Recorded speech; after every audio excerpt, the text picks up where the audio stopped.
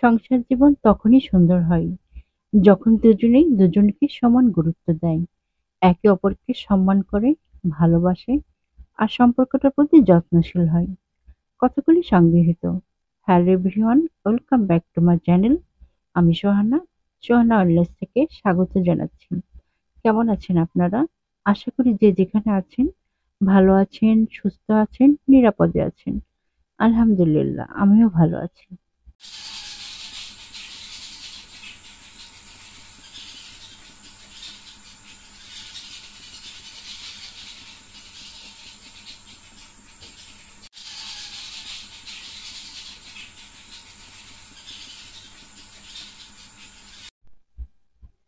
আজ আমি আপনাদের সাথে যেটা শেয়ার করব সেটা আমরা যে রেগুলার কাতলা মাছ দিয়ে আলুর ঝোল বা সবজি দিয়ে রান্না বা কাতলা মাছের ভুনা এগুলো থেকে একটু ডিফারেন্ট। সেটা হচ্ছে সরিষা দিয়ে কাতলা মাছের ঝোল।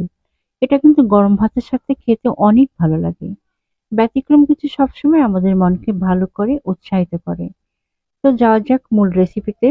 এখানে আমি 6 পিস মাছ রেগুলার সাইজ করে কেটে একটু হলুদ আর লবণ আর সরিষার তেল দিয়ে মেখে 10 মিনিট রেস্টে রাখবো। এদিকে আমি 2টা পেঁয়াজ, কয়েক কোয়া রসুন, 1 চামচ জিরা, 1 চামচ সরিষা দিয়ে একসাথে ব্লেন্ড করে একটা মশলা তৈরি করে রেখেছি।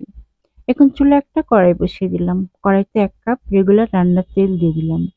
তেল গরম হলে ব্লেন্ডারে তৈরি করে নেওয়া মশলাটা দিয়ে দিব। দিয়ে একটু নাড়তে থাকবো যাতে পেঁয়াজ রসুনের কাঁচা গন্ধটা না থাকে আর নিচে পুড়ে না যায়। কিছুক্ষণ নাড়ার পর এর মধ্যে দিয়ে দেব 1 চামচ হলুদ আর 2 চামচ শুকনো মরিচের গুঁড়া। স্বাদ মতো লবণ দিয়ে মশলাটা একটু কষিয়ে নেব। মশলা যাতে নিচে লেগে না যায় তাই সামান্য একটু পানি দিয়ে দেব। মশলাটা কষানো হলে এর মধ্যে দিয়ে দিব মেরিনেট করে রাখা মাছ, দিয়ে একটু কষিয়ে নেব। আপনারা ইচ্ছে করলে মাছটা ভেজে নিতে পারেন, আমি আজ এটা স্কিপ করে গিয়েছি। এবার কিছু কাঁচামরিচ দিয়ে ঝোলের জন্য 1.5 কাপ পানি দিয়ে ঢেকে দেব। ফিরে আসছি 6-7 মিনিট পর। দেখা যাচ্ছে মাছের ঝোলটা হয়ে গেছে। যদি মাখা মাখা করতে চান তবে ঝোলটা আর একটু টানার জন্য রেখে দিতে হবে। হয়ে গেল সরিষা কাতলা মাছের ঝোল। তো আজ এই পর্যন্তই। যাবার আগে বরাবরের মতো ছোট্ট অনুরোধ, প্লিজ আমার ইউটিউব চ্যানেলটাকে সাবস্ক্রাইব করুন। আর পেজ থেকে দেখে থাকলে ফলো আর কমেন্টস করতে ভুলবেন না।